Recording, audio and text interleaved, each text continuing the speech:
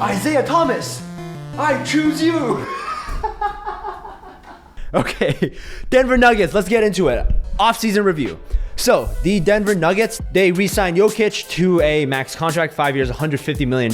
They re-signed Will Barton to 4 years and $53 million. In free agency, they also signed Isaiah Thomas to a 1 year, $2 million contract. They drafted Michael Porter Jr. with the 14th overall pick, and they traded for Jared Vanderbilt, who was originally the 41st pick, who they traded up a little bit to grab in the second round. And subtractions from the team. These were mainly trades. So Kenneth Faried and Darrell Arthur were traded as salary dumps to the Brooklyn Nets. Wilson Chandler was also a salary dump traded to the 76ers. Devin Harris left to rejoin the Dallas Mavericks. During a previous video I made on winners and losers of free agency, I labeled the Nuggets as a hesitant winner, and I haven't really changed my tune. I still have massive doubts about the Isaiah Thomas signing and the defensive nightmare that it presents to a team that already struggles defensively, but because he signed for basically the minimum, it's a good contract. Nothing's gonna change that. And I got a lot of crap from people because I expressed some doubts about Nikola Jokic's extension. So let me clarify my thoughts here, okay? First off, in no way, shape, or form am I going to knock the front office for making this move. All right, this is clearly a move that they needed to make. All my point really is that Nikola Jokic as a player is still a shade below a healthy Anthony Davis and a healthy Joel Embiid. And that him making $30 million a year is a fair contract because he's worth $30 million a year, but he's not worth more than that. A healthy Embiid and healthy Davis are worth more than $30 million per year. That's all my point was, okay? I don't see Jokic outperforming his salary value of $30 million. All right, and for you guys who watch my channel, you know exactly what I mean when I say that. Anyways, there is something that I have changed my mind about, and that's with regards to Will Barton.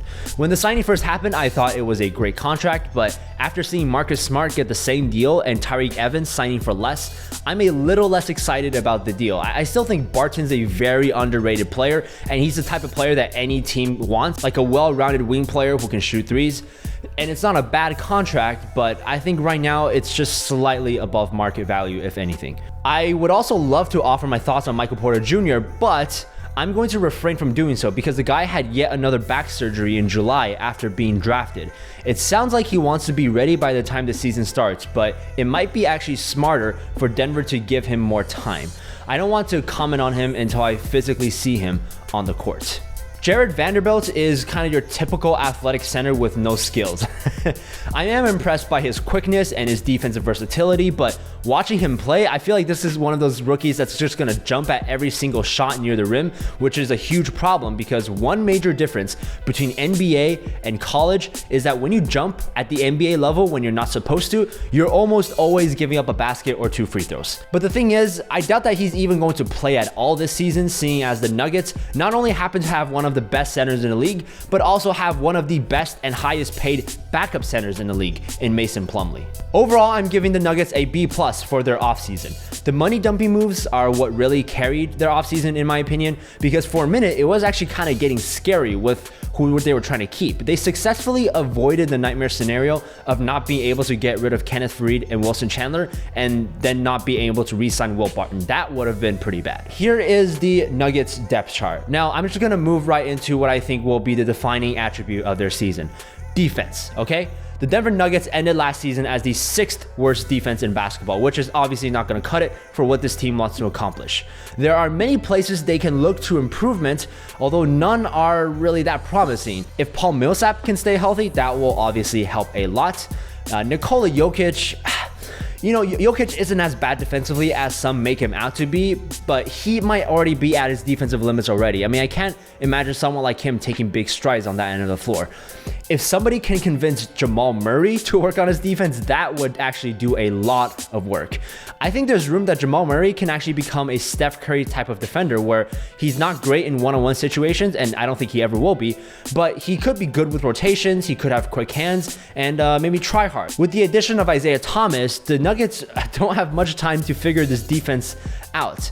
Do they want Jokic to come out and challenge on pick and rolls or for him to sag back? They kind of tried a little bit of both last season. Do they play Gary Harris alongside Isaiah Thomas more to cover for his defensive weaknesses, kind of how Boston used to play Avery Bradley next to Isaiah Thomas? Should they ever play Isaiah Thomas and Nikola Jokic together on the court, given how disastrous that pick and roll defense would be? There's a lot of questions that need answers, and the Nuggets can't afford to waste too many games experimenting, given how competitive this year's Western Conference is for mid-tier teams. Vegas has Denver at 47.5 wins. Now, the Denver Nuggets won 46 games last year, with Paul Millsap missing like half of the season. If they can even get 65 games from Millsap this year, I don't see there's any way they don't crack 48 wins. I'm gonna go with the over. All right, that's it for today's video. Thank you for watching. If you wanna check out the other season previews, there will be a link down in the playlist below. You can wait for the other teams to come out by subscribing to the channel, and I will be uploading this daily. That's what 30 teams in 30 days means. And I'll see you next video. Peace!